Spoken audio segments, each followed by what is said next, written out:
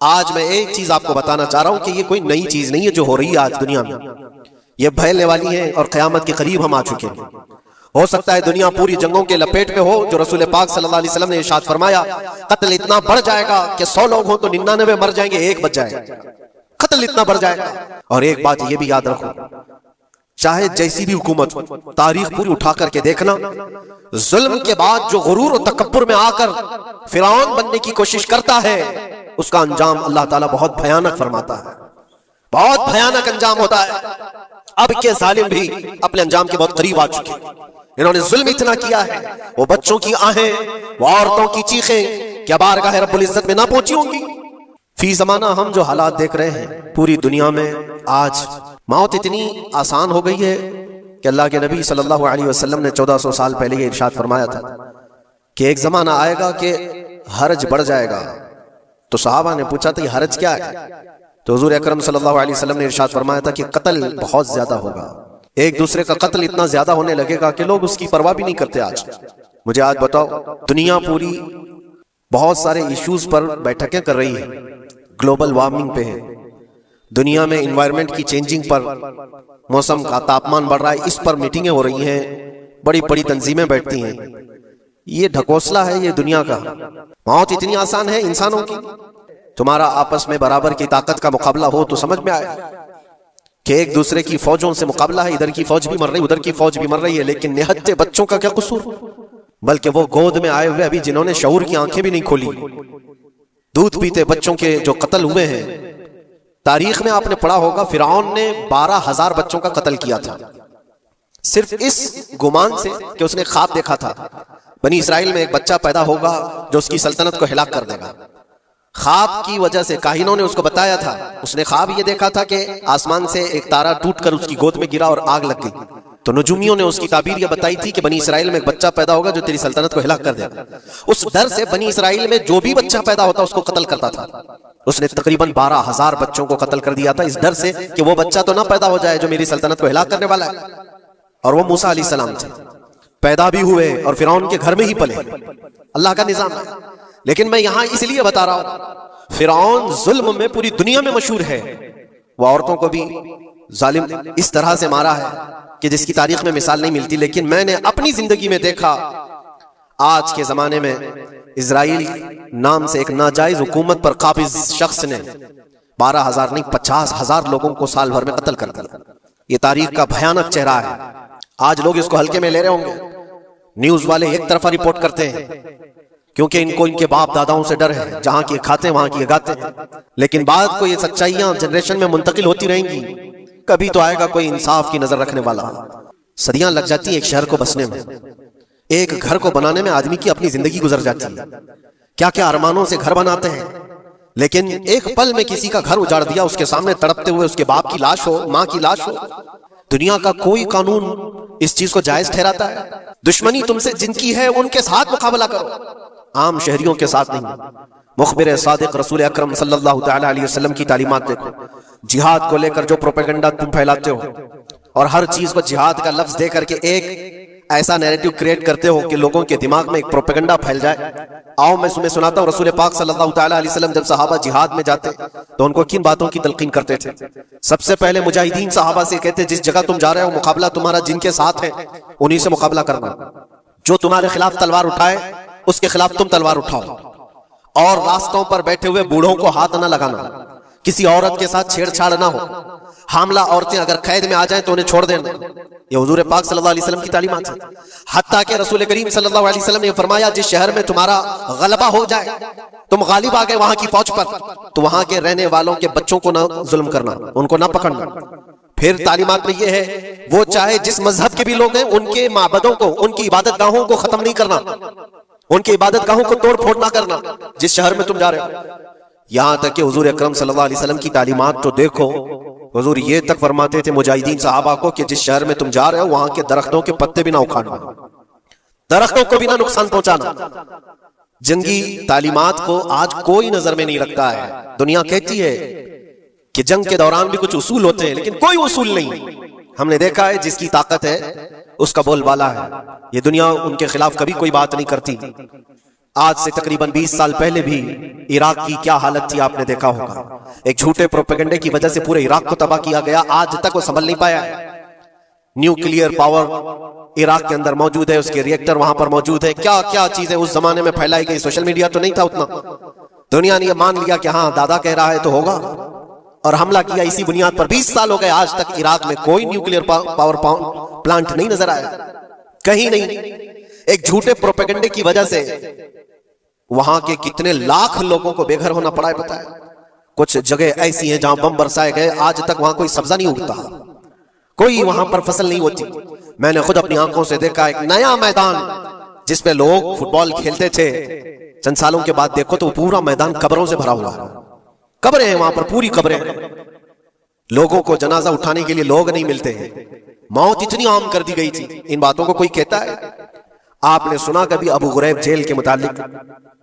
कैदियों के साथ जो वहशियाना सलूक किया इन गोरों ने, अल्लाह की पनाह, बहुत सख्त किस्म के। दुनिया में बदनाम जमाना जेल उसको कहा जाता है। हर तरह की वहां पर कैदियों के साथ आजमाइशें हुई, हर तरह की। उन पर कुत्ते छोड़ देना, उनकी शर्मगाहें काटना, उन पर पेशाब करना, हर चीज जो इंसानियत सोज है, इंसानियत को जला देने वाली, ये सारी हरकतें की गई। दुनिया खामोश है उस सिलसिले में। क्यों? सुपर पावर के 1000 गुना भी हजम कर लिए जाते हैं।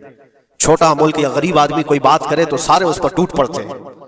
आज मैं एक चीज आपको बताना चाह रहा हूं कि ये कोई नई चीज नहीं है जो हो रही है आज दुनिया में। ये फैलने वाली है और क़यामत के करीब हम आ चुके हैं। हो सकता है दुनिया पूरी जंगों के लपेट में हो, जो रसूल पाक सल्लल्लाहु अलैहि वसल्लम ने इरशाद फरमाया, कत्ल इतना बढ़ जाएगा कि 100 लोग हो तो 99 मर जाएंगे, एक बच जाएगा। कत्ल इतना बढ़ जाएगा।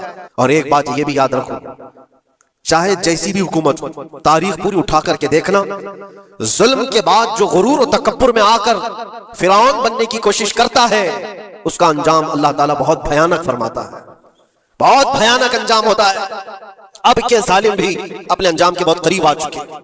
इन्होंने जुल्म इतना किया है, वो बच्चों की आहें, वो औरतों की चीखें क्या बारगाह रब्बुल इज्जत में ना पहुंची होंगी? रब तबारक व तआला खुद फरमाता है, सयअलमुल्लज़ीना ज़लमू अय्युमुनक़लबिन यनक़लिबून। अन क़रीब जालिम ये देख लेंगे कि किस पलटी में अल्लाह ताला उन्हें गिराने वाला है। जो जाल वो अपने दुश्मनों के लिए बुनते हैं, अल्लाह ताला उसी जाल में उनको फंसाता है। आज देखना आप, तारीख की सच्चाइयां आपको इस बात का जवाब देंगी। जालिम ये समझता है कि मैं खुदा के बराबर हो चुका, मुझे कोई भी हिलाक नहीं कर सकता। अल्लाह ताला फरमाता है, इन्नमा तकुनु युदरिकुमुल मौत वलौ कुंतुम फी बुरूजिन मुशय्यदा। तुम मजबूत किले में क्यों ना बैठे हो, मौत तुम्हारे पास आकर पकड़ लेगी। और रब तबारक व तआला के लिए कोई चीज नामुमकिन है। मुझे यहां पर किसी के सिलसिले में नहीं कहना है, लेकिन एक बात कहना है कि नशा में चूर, घमंड में चूर जो बंदा होता है, अल्लाह ताला कभी उसको मच्छर से भी हिलाक करता है। बहुत बड़ी ताकत का इससे मुकाबला होना जरूरी नहीं। तुम्हारे पास होगा बहुत बड़ा सिस्टम, लेकिन रब तबारक व तआला जब इंतकाम ले ले तो फिर तुम्हारे लिए बहुत बड़ी ताकतों की जरूरत नहीं। आप हमें तारीख बताओ। इराक में नमरूद एक जमाने में इस तरह की हरकत किया था कि उसने बहुत बड़ी इमारत बनाई थी, और उसके मुताबिक बात यह थी कि वो 1000 लोगों से तन्हा लड़ सकता था, इतनी उसकी ताकत थी। शेर से खुद मुकाबला करता था, कभी डरता नहीं था। नमरूद की ताकत मशहूर थी उस जमाने में, और सारे लोग उसकी ताकत का लोहा मानते थे। हटा के वो कभी अपनी जिंदगी में बीमार नहीं हुआ था। आदमी जब बीमार नहीं होता तो उसका गुरूर बढ़ जाता है। उसने एक बहुत बड़ी इमारत बनाई, कहा कि खुदा आसमानों में होता है, हम इतनी बड़ी इमारत बनाएंगे कि उन इमारतों पर चढ़कर खुदा को ललकारेंगे। आजा मैं मुकाबला करता हूं, और मुकाबला करके मैं खुदा को गिरा दूंगा किसी भी तरह से। अगर मुझसे ना हो सके तो पूरी फौज को तैयार करूंगा। खुदा से लड़ाई लड़ करके एक बार वो मौत और हयात का पावर अपने हाथ में ले लेंगे, फिर हमको जब तक चाहे जीना है। कहां की खाम ख्याली। लेकिन उसने बनाया, पूरी दुनिया भर से लोगों को जमा किया, सबकी जुबान एक बनाया, सबकी करेंसी एक बनाया, सारी उस पूरी दुनिया के लोग उसकी फौज में। सबको ये बावर कराना शुरू किया कि हमारी लड़ाई है दुनिया से नहीं, हमारी लड़ाई क्रिएटर से, खालिक से। हम उससे पावर छीन लेंगे एक बार, और फिर अपने हाथ में मौत और हयात का कंट्रोल रखेंगे। जिसको जितनी लंबी उम्र चाहिए मैं दूंगा, जिसको जब तक जीना है मैं दूंगा। अजल तक, अजल से लेकर अबद तक, ये सारे ख्यालात उसके थे, और उसने जमा किया, इमारत भी बनाया, फौज भी तैयार किया। क्या रब तबारक व तआला ये नहीं देख रहा था? उसकी तैयारी, उसका जमा करना, उसकी इमारत बनाना, बहुत दिनों तक ये सब काम चलता रहा। रब तबारक व तआला किसी से गाफिल नहीं, दिलों में गुजरने वाले हालात से भी बेखबर नहीं, लेकिन बंदे को रब तबारक व तआला ढील देता है। कुरान में रब तआला फरमाता है वला यहसबन्नल्लज़ीना कफरू अन्नमा नुमली लहुम खैरुल लिअनफुसिहिम इन्नमा नुमली लहुम लियज़दादू इस्मा। काफिर जो उनको ढील मिली है ये न समझें कि हमने जो उनको छोड़ रखा है उनके लिए बेहतर है, बल्कि इसलिए हम छोड़ रखे कि वो और ज्यादा करें, और ज्यादा करें। लियज़दादू इस्मा वलहुम अज़ाबुम मुहीन, फिर हम जिल्लत वाला अज़ाब उन्हें देने वाले हैं। ये मत समझ लो कि रब तबारक व तआला इन सब चीजों से बेखबर है। नमरूद इतना सब करता रहा, अल्लाह ने उसको छोड़ रखा, बना लिया, लंबी इमारत बना, फौज भी बना ली, सारी चीजें बना लिया, मुकाबले के लिए उसने दिन भी तय कर लिया। उसके बाद उसको खुदा से लड़ाई लड़नी थी, कहां खुदा तक पहुंचने की बात। लेकिन बंदा जब गुरूर और तकब्बुर में आता है तो वहां तक भी सोचता है, उसे मौत पर कंट्रोल हासिल करना था, बस ये एक चीज थी।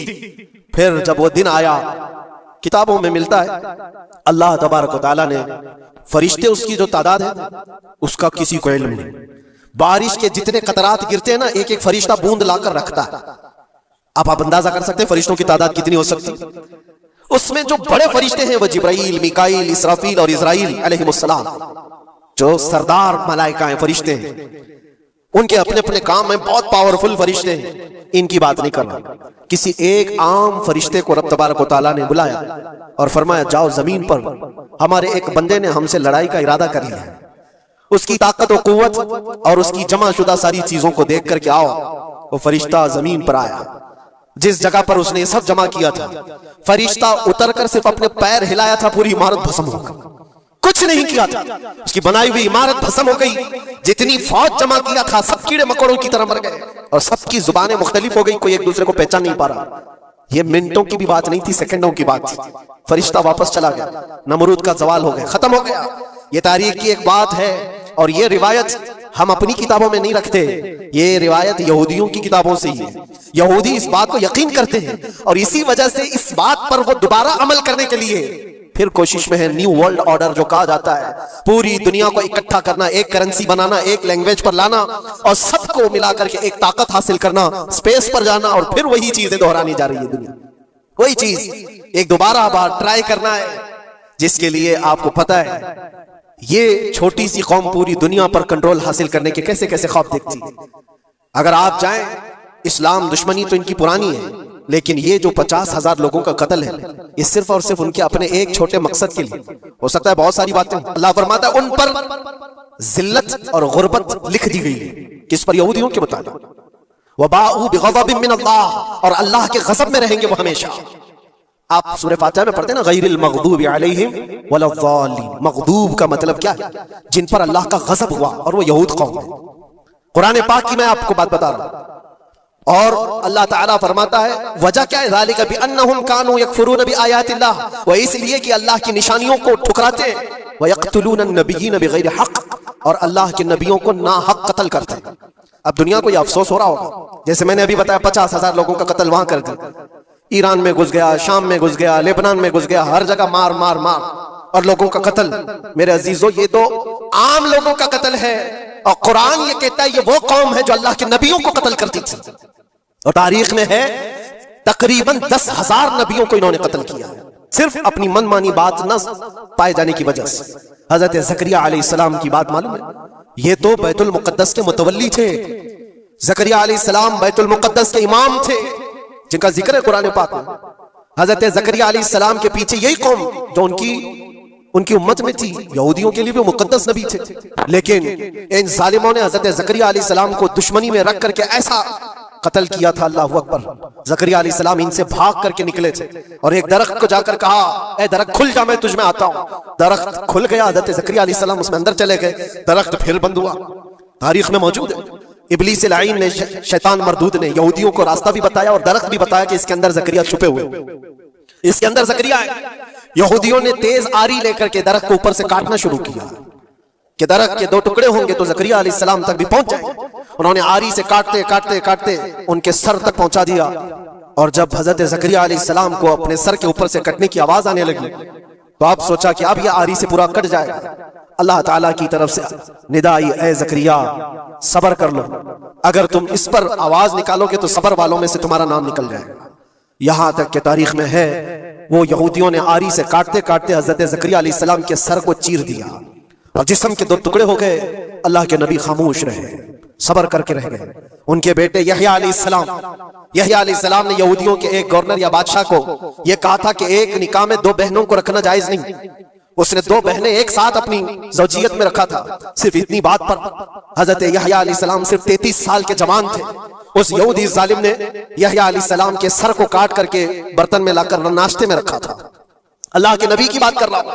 अल्लाह के नबी के सर को काटकर तश्त पे रखा था। लेकिन तारीख की सच्चाइयां बताती हैं कि वो कटे हुए सर से यहया अलैहिस्सलाम बोलते थे, ए जालिम, अब भी मैं कहता हूं एक निकाह में दो बहनों को रखना हराम है, हराम है। ये अल्लाह के नबियों की जिंदगी में बता रहा हूं जिनके साथ इन्होंने किया। ईसा अलैहिस्सलाम, ये पागल ईसाई जो आज उनकी कपड़ों में जाकर बैठे हुए होते हैं, जबकि जिंदगी भर ये लड़ते रहे। कुरान भी कहता है वकालतिल यहूदु लैसतिन नसारा अला शै वकालतिन नसारा लैसतिल यहूदु अला शै।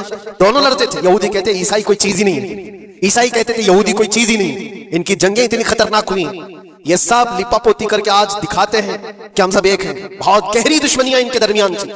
ईसाईयत, हजरत ईसा अलैहिस्सलाम को क्या किया गया?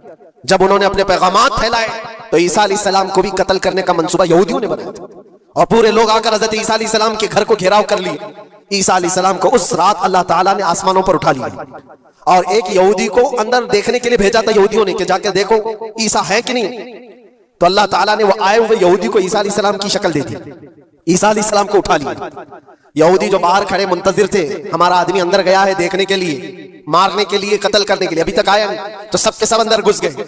देखा वो आदमी बैठा हुआ है, उसी को पकड़कर लाकर सूली पर चढ़ा दिया ईसा समझ करके। लेकिन इत्तेफाक ये है कि उसको पूरी शक्ल नहीं दी गई थी। आधी शक्ल ईसा अलैहिस्सलाम की थी और आधी उसकी खुद की थी। बाद में यहूदियों में खुद इख्तिलाफ हो गया, हमारा बंदा कहां गया जो ढूंढने के लिए गया था, वो गायब कहां है? और अगर ये हमारा बंदा है जो ढूंढने के लिए गया था तो फिर ईसा कहां है? ये इख्तिलाफ में, ये शक में 550 साल गुजर गए। फिर मेरे मुस्तफा सल्लल्लाहु अलैहि वसल्लम तशरीफ लाए और कुरान ने इस बात को वाज़ेह किया, न तुमने ईसा का कत्ल किया, न सूली चढ़ाई है। ईसा अलैहिस्सलाम जिंदा है, अल्लाह ने आसमानों पर उन्हें उठाया। ये तो ईसाइयों पर एहसान है कुरान का, जो सच्चाइयां 550 साल पहले की बताया। मेरे अजीजों, ये तारीख में आपको बता रहा हूं, नबियों का कत्ल करने वाली कौम, उनके सामने आम इंसान क्या माने रखते हैं।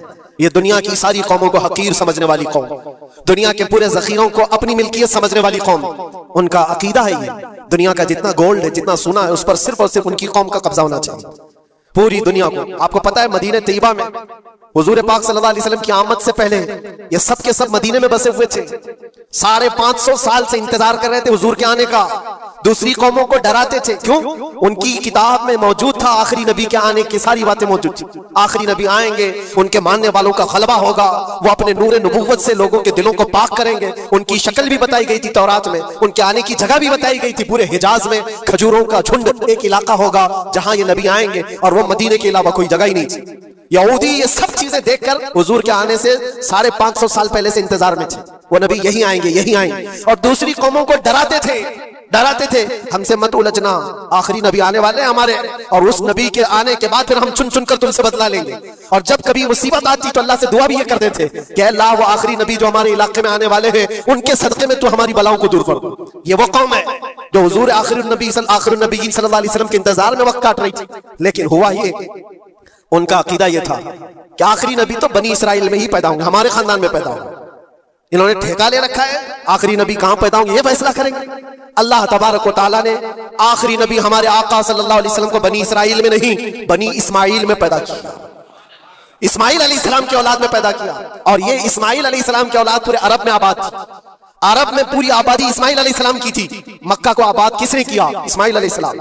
इस्माइल अलैहिस्सलाम की औलाद पूरे मक्का में, आसपास सब इलाकों में आबाद, सारी जितने भी नस्ब है वो इस्माइल अलैहिस्सलाम तक पहुंचते हैं, अरब वालों की।